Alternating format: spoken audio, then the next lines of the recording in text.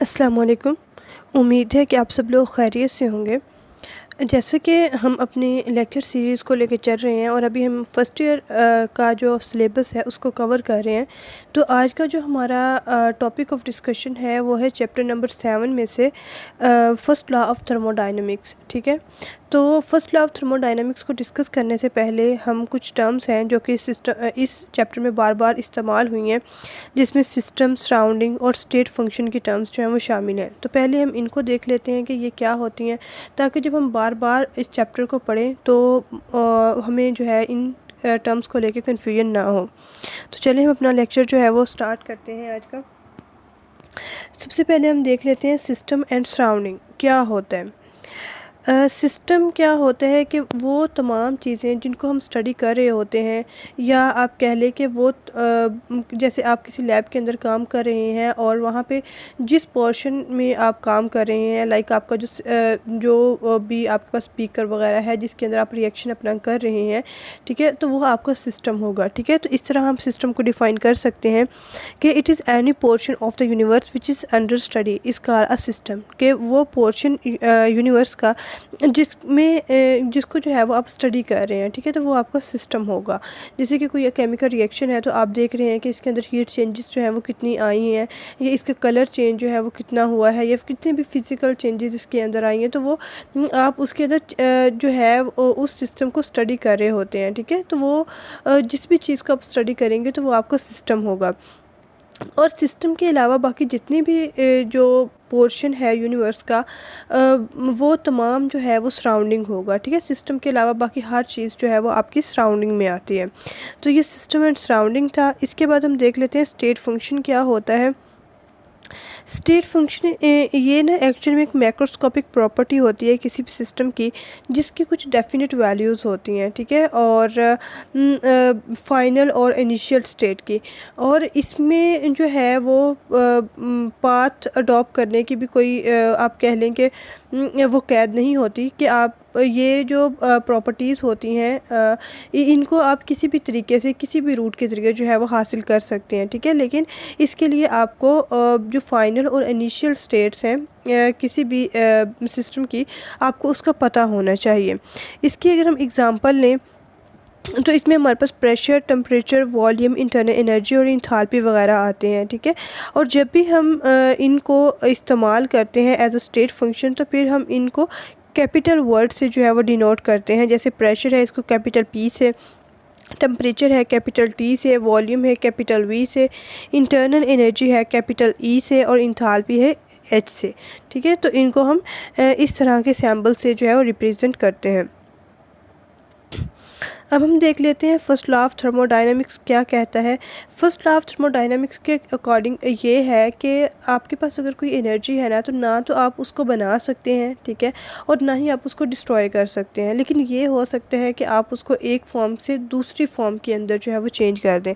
Like जैसे आपके पास कोई मशीन है, ठीक है, उसमें आप अपने हाथ से काम कर रहे हैं, ठीक है, तो आप अपनी मैकेनिकल एनर्जी को जो है, और उससे जो है वो आप कोई केमिकल एनर्जी जो है प्रोड्यूस कर रहे हैं, या आप उसे कोई काम ले रहे हैं। ठीक है, तो आप अपनी केमिकल एनर्जी को यूटिलाइज़ करके, तो आप उसको फिज़िकल एनर्जी को यूटिलाइज़ करके आप उसे केमिकल एनर्जी जो है बना रहे होंगे, अगर आपके पास केमिकली कोई प्रोडक्ट जो है वो हासिल हो रहा है। तो फर्स्ट लॉ ऑफ थर्मोडायनेमिक्स जो है वो यही कहता है कि energy can neither be created nor be destroyed, but it can be transferred from one form to another form. ठीक है, कि एनर्जी को जो है वो क्रिएट नहीं किया जा सकता, इसको डिस्ट्रॉय भी नहीं किया जा सकता, लेकिन ये हो सकता है कि आप इसको एक फॉर्म से दूसरी फॉर्म के अंदर चेंज कर दें। इसके लिए एक चीज़ ये भी है कि जब आप एनर्जी को ना तो डिस्ट्रॉय कर रहे हैं और ना ही क्रिएट कर रहे हैं, लेकिन उसको एक फॉर्म से दूसरी फॉर्म के अंदर जो है वो चेंज कर रहे हैं, तो इससे आपके पास टोटल एनर्जी जितनी भी है सिस्टम की और सराउंडिंग की, वो हमेशा कांस्टेंट ही रहेगी। ठीक है, इससे जैसे कि हमने पहले एग्जांपल ली कि आप मैकेनिकल एनर्जी को जो है वो केमिकल एनर्जी के अंदर चेंज कर रहे हैं, तो उसके लिए जितनी अगर आप कह लें कि आप 10 जूल आपके पास मैकेनिकल एनर्जी थी फॉर एग्ज़ाम्पल, ठीक है, तो उसको आप 10 जूल जो है वो केमिकल एनर्जी के अंदर कन्वर्ट कर रहे हैं, तो आपके पास टोटल अमाउंट ऑफ एनर्जी जो है वो तो सेम ही रही, लेकिन जस्ट उसकी फॉर्म जो है वो चेंज हो गई। तो इस वजह से हम कहते हैं कि energy of a system and surrounding is always remain constant. और फर्स्ट ऑफ थर्मोडायनामिक्स को हम इस तरह भी कह सकते हैं कि जितनी भी एनर्जी है यूनिवर्स की वो हमेशा सेम ही रहेगी। वही ऊपर वाले पॉइंट की बात है कि टोटल अमाउंट ऑफ एनर्जी जो है वो हमेशा सेम ही रहेगी, लेकिन ये है कि जो एनर्जी है वो सिस्टम और सराउंडिंग के दरमियान में एक्सचेंज होती रहती है। ठीक है, तो कभी जो आपका सिस्टम है वो एनर्जी को एब्जॉर्ब करता है जिसको फिर हम एंडोथर्मिक रिएक्शन बोलते हैं, और कभी जो है ये एनर्जी को इवॉल्व करवाता है जिसको फिर हम एक्सोथर्मिक रिएक्शन जो है वो बोलते हैं।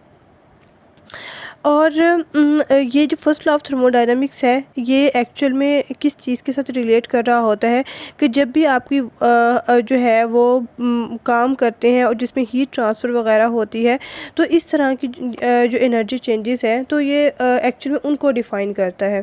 ठीक है, तो ये जो था वो फर्स्ट लॉ ऑफ थर्मोडायनामिक्स का एक ब्रीफ सा इंट्रोडक्शन था।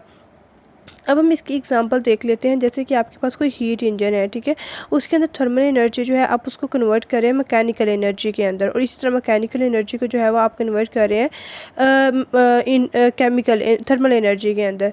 ठीक है, तो इससे क्या है कि आप टोटल अमाउंट ऑफ एनर्जी को जो है वो डिस्ट्रॉय नहीं कर रहे, ना ही आप एनर्जी को बना रहे हैं, लेकिन ये है कि आप उसको एक फॉर्म से दूसरी फॉर्म के अंदर जो है वो चेंज कर रहे हैं।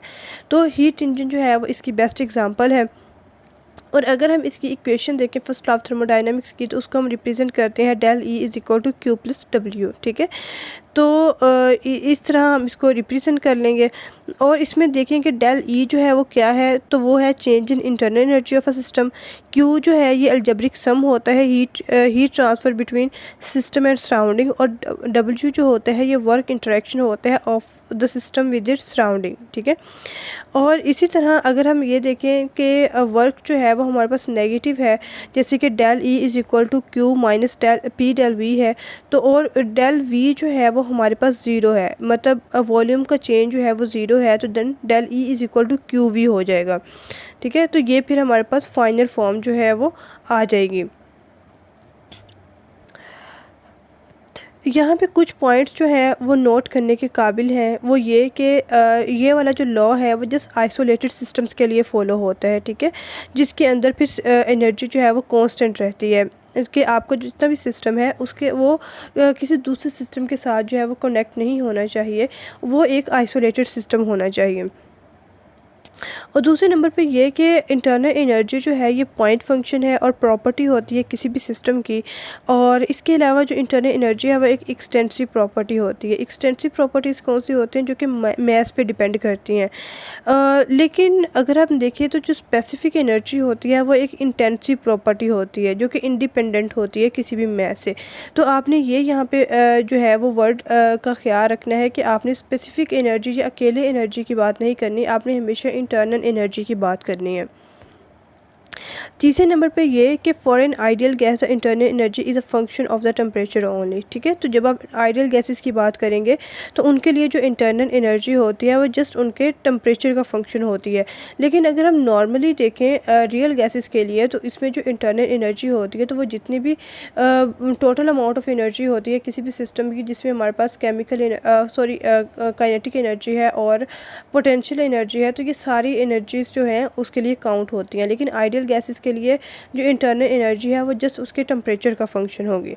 तो ये कुछ पॉइंट्स हैं नोट वर्दी थे, और ये हमारा आज का लेक्चर था। आई होप कि आपको समझ आ गई होगी, और अगर आपको कहीं से कोई कन्फ्यूजन है तो आप कमेंट सेक्शन में पूछ सकते हैं। अल्लाह हाफिज़।